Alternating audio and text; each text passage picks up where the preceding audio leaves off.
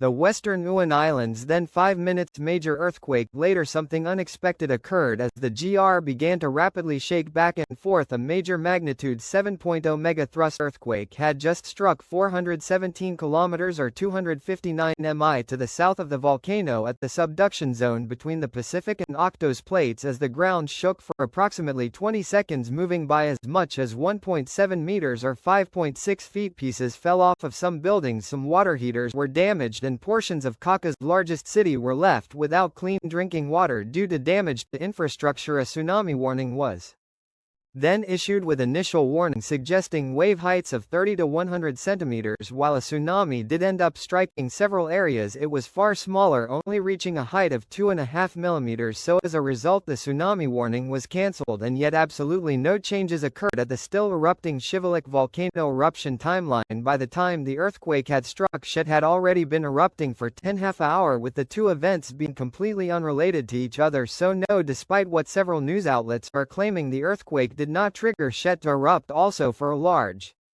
earthquake to have a chance to trigger an eruption at a volcano that was already close to erupting, the volcano in question needs to experience minimum MMI 5 shaking or about 10% the acceleration of gravity. Instead, however, she'll experience a figure only 2% of this amount, equating to the very low end of MMI 2 shaking. Across the next 12 hours the sustained eruption column continued, but it became weaker and weaker over time, now only reaching an altitude of 4 km or 13,100 feet in total. I estimate that Seychelles' estimated eruption size, latest eruption ejected between 81.2 million and 31.8 million cubic m of ash, with my best estimate being 15 million cubic m, meaning if confirmed this eruption would be assigned a volcanic explosivity index of a 3. This eruption was not all the unexpected in hindsight, as not only is Shiveluch the most consistently explosive volcano on the planet during the Holocene epoch, but weird behavior had been observed 5 km west-southwest of its main dome since mid-2023 at this location. Intense ferric degassing gave way to a growing andesite latum, which rapidly expanded in size at a notable location the last 3 times.